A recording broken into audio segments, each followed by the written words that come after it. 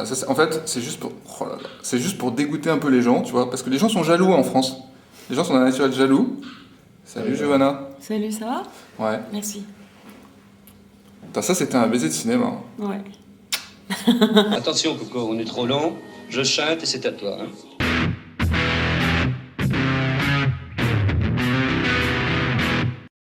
Salut Giovanna. Salut. Ça va? Très bien. Et toi? Je suis hyper content de te rencontrer.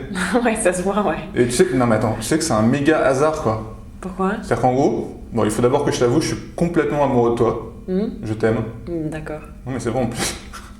Le truc c'est que j'avais vu justement Juste un baiser, Ouais. l'ultimo bacio, c'est ça en italien. Ouais, l'ultimo bacio, oui, très bien. Et j'avais été le voir totalement par hasard parce que j'avais lu que c'était l'Amélie Poulain. Les journalistes français ont dit ça, ils ont dit que c'était l'Amélie Poulain italien. Pas parce que ça ressemble à Amélie Poulain, mais parce que ça a eu le même succès en fait. C'était vraiment un succès un peu de folie en Italie, non? Ça fait combien de millions d'entrées? Je me rappelle pas, mais c'était vraiment... c'est devenu presque un truc... il y avait des débats sur ça, enfin c'était même trop quoi, même ridicule franchement. Mais bon, c'est vrai que ça a été un énorme succès. Mais tu sais que moi j'ai pleuré à la fin et tout. Pourquoi? Mais je sais pas, j'ai le même âge que toi, je me suis reconnu un peu, tu vois, dans ces histoires de couple, en proie au doute, la fidélité, tout ça, les tromperies, enfin c'est hyper touchant. Et surtout, enfin moi j'ai surtout apprécié ta prestation. Et je me suis dit, putain, cette nana, elle va tout déchirer quoi. Bah ok. Et t'attends encore. Mais non, mais attends, et après, qu'est-ce qui se passe? Je te retrouve dans un film de Marianne Chazelle, Au secours, j'ai 30 ans. Ouais. Donc toujours sur le thème de la trentaine. Ouais. Et là, ça déchire pas autant quand même. C'est vrai, je sais pas, mais bon, le film de Marianne, c'était une comédie. J'avais très envie de faire une comédie, j'avais très envie de faire un film léger. Ouais. J'avais vraiment aimé le scénario. Je trouvais que c'était doux, c'était léger. Je sais pas, il y avait un truc que j'aimais beaucoup. J'ai adoré travailler avec Marianne, j'ai adoré travailler avec Pierre Palmade. C'était quand même pour moi une expérience incroyable. Et puis j'étais quand même flattée parce qu'on m'offrait un rôle, un premier rôle, c'est-à-dire un des rôles protagonistes dans un film français. Alors si je me permets de te taquiner un peu, c'est quand même que là, moi je t'ai retrouvé dans La Bête dans le cœur, donc qui est ton dernier film. Ouais. Qui est un film de Cristina Comencini. Ouais. Hein est-ce qu'on peut dire que tu as quand même une sacrée récompense pour ce film à Venise? Alors je te laisse dire le nom de la récompense parce que c'est pas le Lion d'Or. Hein. Non, c'est la Coppa Volpi. La Coppa Volpi. La Coupe Volpi. C'est quand même un prix assez prestigieux. Voilà. Le Lion d'Or, c'est le prix à la carrière.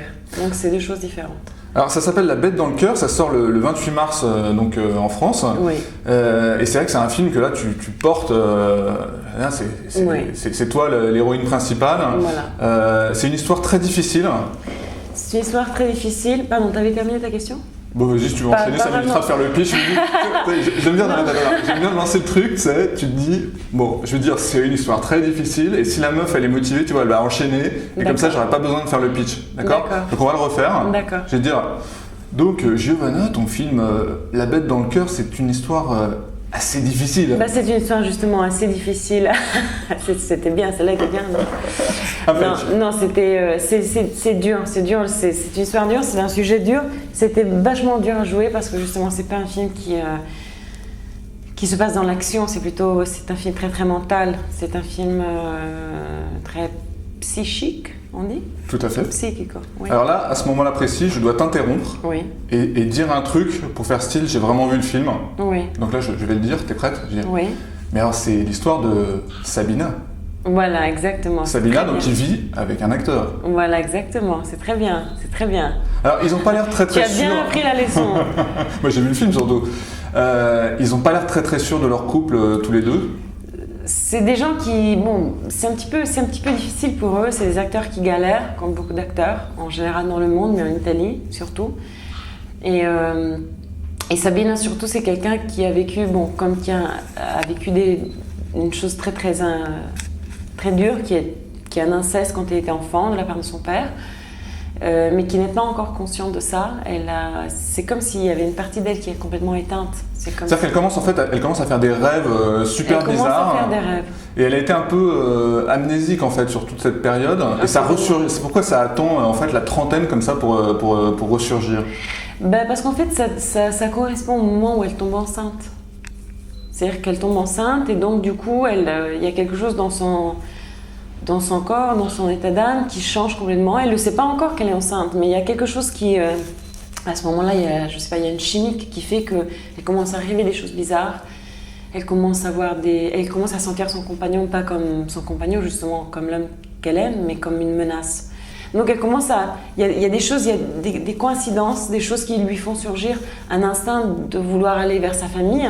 En fait, c'est son frère, parce que ses parents sont morts. Ouais, donc son frère qui habite aux États-Unis. Qui habite aux États-Unis. Elle va donc le voir.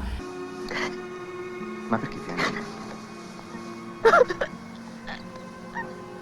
Volevo parlarti. Chiederti tante cose. Sono stata così male prima di venire qui. Volevo parlarne con te. Male, perché male? Ho fatto un sogno orribile. Di me da bambina nella nostra casa. Non so cosa significa. Che cosa hai sognato?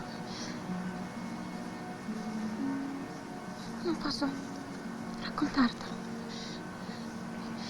Cosa può essere di tanto terribile? È solo un sogno. Dai, non fare così. Andiamo a prenderci un tè. Dai. Et c'est vrai qu'il y a comme un blackout sur cette partie de son enfance, mais c'est lui qui va lui révéler donc ce qui s'est passé, c'est-à-dire que les deux ont subi donc cette violence sexuelle, cet inceste de la part de leur père. Et voilà, après je vais pas raconter plus, j'ai déjà tout dit. Et t'as envie de retourner en France ou pas? Parce que... J'ai très envie de retourner en France, mais c'est pas... Voilà ce que moi je dis souvent, c'est-à-dire c'est pas évident, parce que moi je trouve que bizarrement, et ça c'est bon, c'est un chapitre assez compliqué je pense, parce qu'il faut aller en arrière dans les années, tout ça, mais entre l'Italie et la France, tout en étant si proches, il n'y a pas un échange culturel vrai, il y a un respect réciproque assez froid. Il y a un respect, mais bon, je te respecte, mais ça va, reste là. Ouais. Et il n'y a pas un vrai échange, il n'y a pas un marché, les acteurs français ne sont pas connus en Italie, les films français ne viennent pas en Italie. Gérard Depardieu, il n'est même pas connu en Italie? Si, bien sûr, mais bon. Attends, il a fait la pub Barilla. Mais voilà, mais tu vois, voilà, mais ça te dit tout, quoi, tu vois. Ouais. Voilà, donc tu t'es répondu tout seul. Toi, il faut que tu viennes faire de la pub pour du cassoulet, du coup, en échange. Exactement. Non, mais vraiment, et les acteurs italiens et les films italiens ne sont pas très vus en France. Donc, il n'y a pas d'échange. Donc, si tu veux, moi, je pense que moi, j'aimerais beaucoup travailler en France, mais c'est vrai qu'il n'y a pas beaucoup de possibilités tant qu'il n'y aura pas un échange vrai, il n'y aura pas un intérêt vrai, réciproque. Pour l'instant, il n'y a pas. Tu sais, moi, j'ai pas mal réfléchi, parce que j'ai beaucoup d'admiration pour toi. Merci. Et en fait, tu as un problème par rapport à la France. Oui. C'est que tu ressembles, en fait, à Marion Cotillard en plus jolie. D'accord. Et donc, qu'est-ce que je peux faire? Donc, j'ai pas d'espoir, en fait. Mais non, c'est pas ça, mais c'est super dur parce que du coup, tu vois, ça fait concurrence, parce qu'elle est quand même vachement bien installée, etc. Voilà. C'est dommage que ça soit pas tombé sur toi parce que moi, je trouve plus jolie que Marion Cotillard, beaucoup plus de charme. Merci, bah, ça me suffit, tiens. Mais ouais, non, attends, je te dis franchement, là, je suis pas venu en ennemi. Hein. D'accord. Il paraît que t'es communiste. Il paraît, ouais. T'es communiste, toi? Bah, en oui, 2007? Communiste, je suis de gauche, ouais. Mais il paraît que c'est pas pareil d'être communiste en Italie, en fait, qu'en France. En Italie, c'est quand même plus cool, plus soft. C'est moins rouge, quoi, moins hard. Ça dépend des gens. Ouais. Mais disons que beaucoup de gens ont peur parce qu'il y a le Vatican. Donc, c'est le ça fait peur. Mais voilà, oui.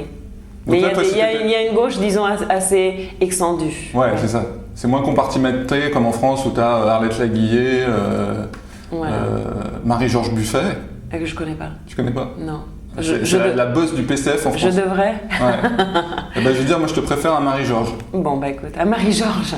D'accord. Bah oui, Giovanna, c'est quand même plus sexy que Marie-Georges. Bah écoute, merci. Franchement, moi ça me va, c'est bien. La bête dans le cœur, ça sort le 28 mars. C'est un film de Cristina Comencini avec Giovanna Mezzogiorno. Voilà. Pour finir quand même sur ce film, je voudrais que tu me dises en une phrase pourquoi il faut aller le voir. Si tu devais redire quelque chose qui est vraiment le point fort de ce film. Moi, je pense qu'il faut aller voir le film parce que ce qui peut intéresser tout le monde, vraiment tout le monde, et pas que les gens qui ont subi des trucs très très durs dans leur enfance, c'est que chacun de nous a quelque chose à ressoudre. Et quand cette chose se présente à toi, et ça peut être quand tu as 20 ans, 30 ans, 50 ans, 60 ans, on ne le sait pas, mais quand ça se présente, tu ne peux pas t'échapper. il faut faire face, quoi. Il faut y aller à travers. Ok. Puis espérer de s'en sortir la tête haute. Mais ça, on ne sait pas. Alors maintenant, je vais te donner ma version. Ça Voilà. va être beaucoup plus court. Voilà. Donc, pourquoi il faut aller voir La Bête dans le cœur? Ouais. Il faut aller le voir pour toi, Giovanna. D'accord, merci. Et franchement, non mais je le pense. D'accord. Voilà. Donc maintenant, tu ne bouges pas. Non, Tu ne bouges pas. non. bouge pas, là. Voilà. Je pose mon machin Et qu'est-ce Voilà. que tu fais? et je me jette sur toi comme un sauvage. Exactement. Non, juste la vie, franchement, Ouais. très heureux de faire ta connaissance.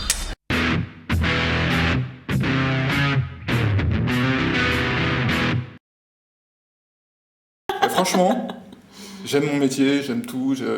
Spéciale dédicace à Pierre. T'as une marque là. Tu me Merci fais- beaucoup, tu me c'était fais très tuer, sympa de tu se me fais faire tuer. interviewer par toi. Et puis voilà, à la prochaine. Ok?